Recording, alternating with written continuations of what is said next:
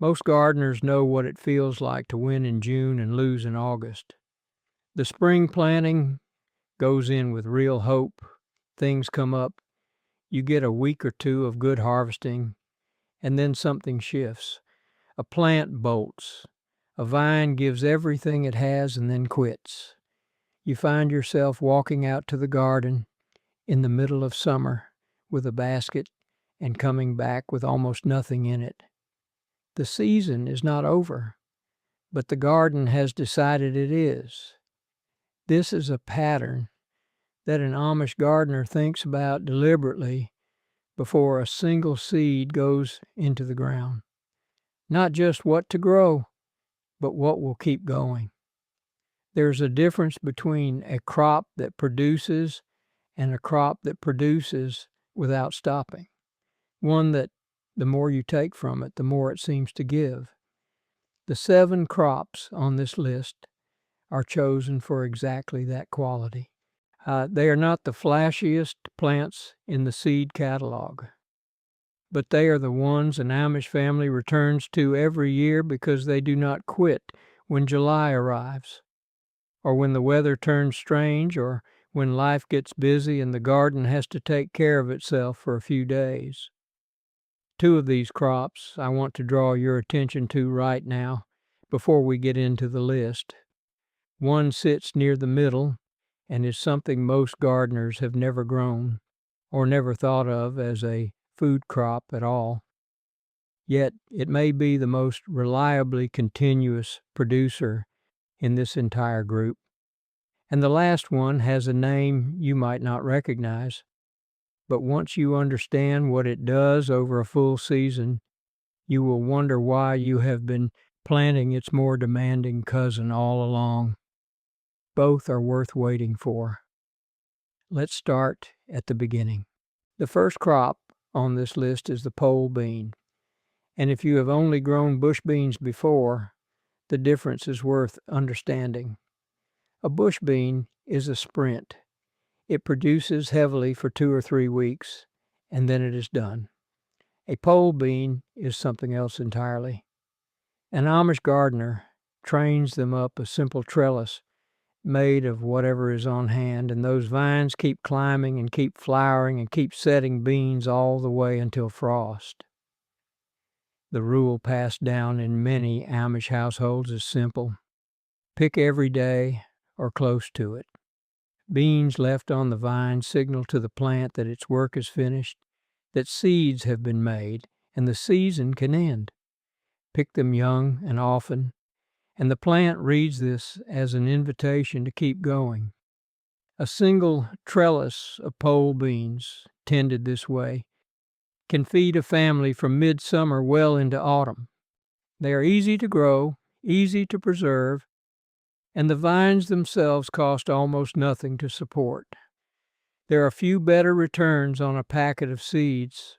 Coming in at number 2 is zucchini, which earns its place on this list not because it is surprising, it is not, but because people consistently mismanage it and then blame the plant. An Amish gardener grows zucchini with a kind of calm efficiency that most people never arrive at. 2 plants. That is usually all a family needs. Not 6, not 10, 2. And those 2 plants, kept well harvested, will produce more food than most gardens know what to do with. The mistake most gardeners make is letting fruits grow large before picking them. A zucchini harvested at the size of your hand is tender, sweet, and productive. Left to grow into something the size of a forearm, it pulls energy from the vine and slows the whole plant down. Pick small, pick often, and a zucchini plant sown in spring will not stop until the first hard frost ends its season. The plant asks almost nothing. It just needs you to keep up with it. The third crop is the cherry tomato. And here's the thing an Amish neighbor understands that many gardeners discover too late. A cherry tomato is fundamentally different from a larger slicing variety in terms of how it produces. The fruit is smaller, which means the plant reaches its harvest window faster. It sets more fruit per cluster. It recovers from stress, heat, inconsistent watering, poor soil, more quickly than its larger relatives. An Amish family often grows a cherry tomato, not for the novelty of it, but for the reliability. Planted in spring after the last frost, it will begin producing in early summer and will not stop until cold kills the vine. There is one thing worth knowing that makes a real difference. Remove the suckers, the small shoots that grow in the junction between the main stem and a branch, from the bottom third of the plant. This keeps airflow moving, reduces disease pressure, and keeps the plant's energy directed toward fruit rather than excessive foliage. A cherry tomato managed this way produces steadily rather than in chaotic waves. At this point in the list, it is worth pausing for a moment. Think about your garden right now, where the gaps are, where things have stalled, where you need something that will simply keep going without constant intervention. The crops on this list are particularly good at filling those holes. Keep that in mind as we continue. The fourth crop is Swiss chard, and if it appeared on the last list as well, that is not an accident. It is because chard belongs on every list about continuous production. An Amish family often grows it without ever thinking about it as anything special, which is exactly the point. It goes in the ground in spring. It grows through summer heat without bolting. It produces through the first frosts of autumn and often well beyond. The outer stalks are cut at the base and more push up from the center, week after week, with almost no encouragement needed. Chard does not ask for the best soil, or the most water, or the most attention. It fits into the edges and the odd corners of a garden and fills them with food. The detail worth remembering: different colored varieties taste essentially the same. So grow the ones that bring you pleasure to look at. A garden that is enjoyable to spend time in gets tended more carefully, and that small truth is worth something. Coming in at number 5 is sorrel, and this is the crop I mentioned at the start, the one most gardeners have never grown and perhaps never thought of as food. Sorrel is a perennial. That alone sets it apart from almost everything else on this list. You plant it once, and it comes back every year without being asked to. In early spring, before most vegetables are even thinking about germinating, sorrel is already growing. The leaves are bright and lemony and sharp in a way that makes them extraordinary in soups and sauces and braised with eggs. An Amish cook has always known sorrel as a spring tonic, something that comes up first when the body is ready for something green and alive after months of stored food. But here is what makes it fit this list. Sorrel produces leaves continuously from early spring until hard frost, and in mild winters it barely stops at all. Cut it back, and it returns. Neglect it for weeks, and it is still there when you come back. It is one of the most forgiving, generous, and underused plants a gardener can have, and the fact that almost no one grows it anymore is a quiet loss worth correcting. The sixth crop is the climbing cucumber, and once you grow a variety that climbs rather than sprawls, it is difficult to go back.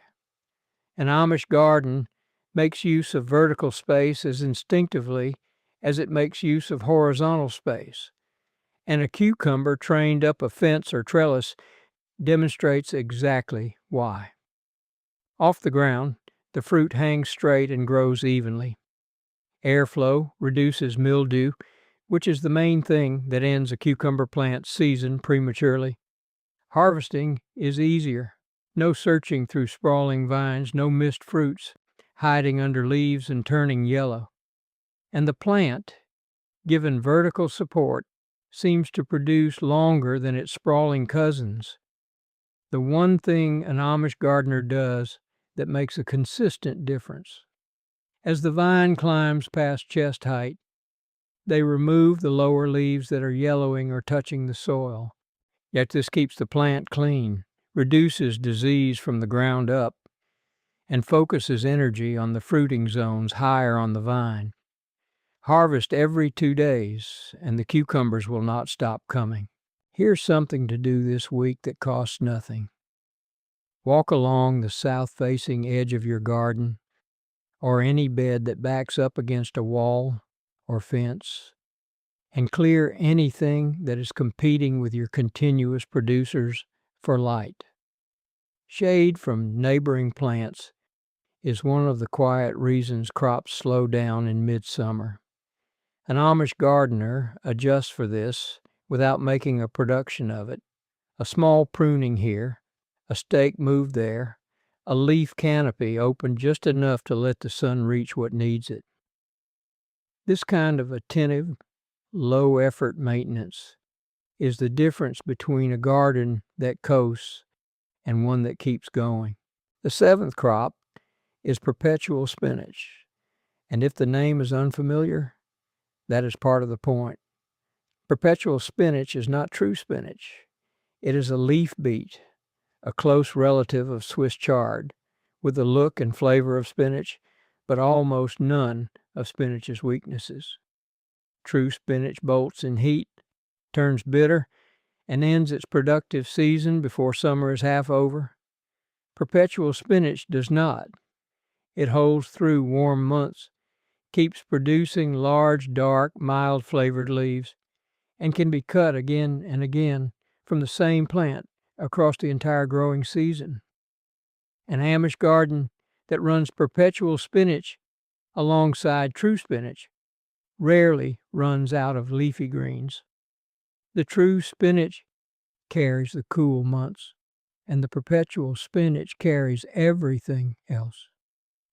It is extraordinarily easy to grow, tolerates partial shade, and needs almost no attention once it is established.